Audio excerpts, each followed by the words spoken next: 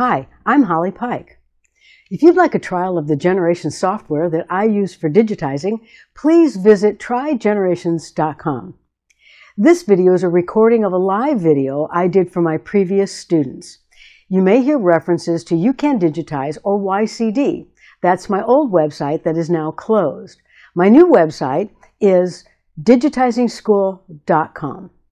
If you like this video, please give us a thumbs up. Your stitch angle is important because it has everything to do with things stitching out correctly or not. I'm doing this in between the area tool and your exercise for the area tool because I want you to understand why things stitch correctly and why they don't. If you do a design where you have objects right up next to each other, right butting up next to each other, if you don't change the stitch angle on one of them so that it's different, you're going to have a space or a gap in between those two items that you stitched. And you're going to look at this and say, why is that? Well, it's because too much pulling in one direction causes a gap. And that's called push and pull compensation. So we want to change the stitch angle to minimize that constant pull in one direction. Let me show you.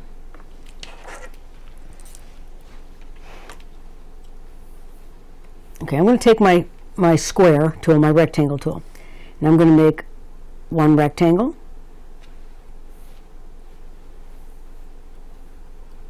and I'm going to make a second rectangle.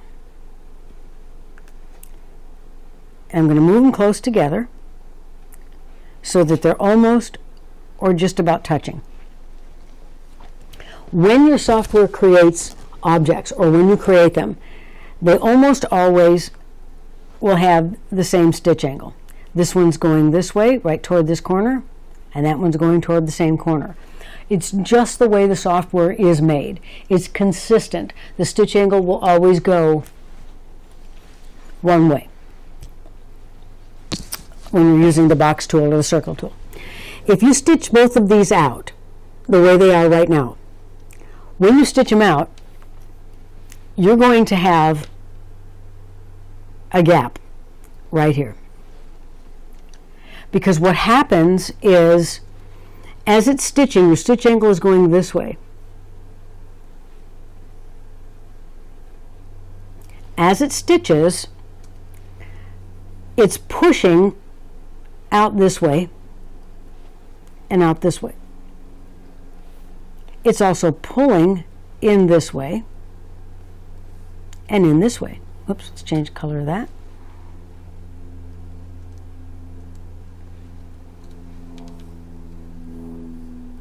Okay, so you have it pushing and pulling in the same direction like that. You're going to get a gap here. So how do we fix it? You might say, well, gosh, that sounds like I'm defeated before I start. No. How do we fix it? Very, very simple fix. If you right-click on an object, you have this little magic wand.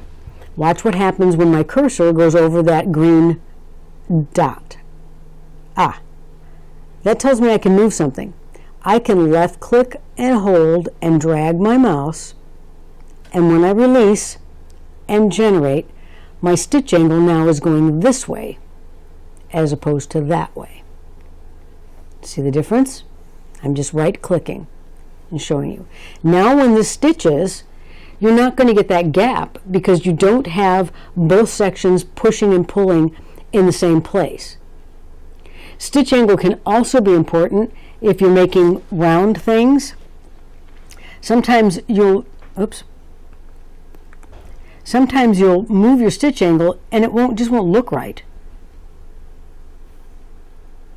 See how it's changing? The style of it is changing. It's looking a little different. See, you can clearly see the stitches going that way. Well, if I go here, you may not like that look. You may want it to look different. You may want it to have that angle going that way. So stitch angle is important. Let me show you also how to get to the stitch preferences without using the right click. Some people don't like right click. If I select an object with a right click and hit my space bar, I have a complex fill I'm working on. You go up into the complex fill tab. you can change your stitch direction right here. Right now it says 314. Okay, I am not a mathematician. I failed 5th grade math and have never recovered. I could not for the life of me tell you where that wand is going to be at 314 degrees. So for me, this number is a frustration. If you're like me and you don't get that, you don't have to worry about it. Just do it here, and when you change it, watch what happens. It changed the number to 196. It's just easier. If you know that you want your stitch angle to be at 135 degrees, then, by all means go in there and type in 135 and hit OK, and you've got it. If you know you want that, then do that. If you're like me and you want to just kind of figure out where it goes, yeah, I like that look, I don't like that look, this is okay, that's not okay, it's simpler. It's just simpler. Okay? So stitch angle is important for not having gaps and for the appearance of things. It's also important with with shapes for telling where your ins and outs will go. If you change your in and out, you may not like how it stitches at a different stitch angle. Now these just happen to all be, see this line right here? It's really faint. But you can change things to make that go away. Stitch angle is important, density is important. Pull compensation goes along with stitch angle. This ends the stitch angle and pull compensation module.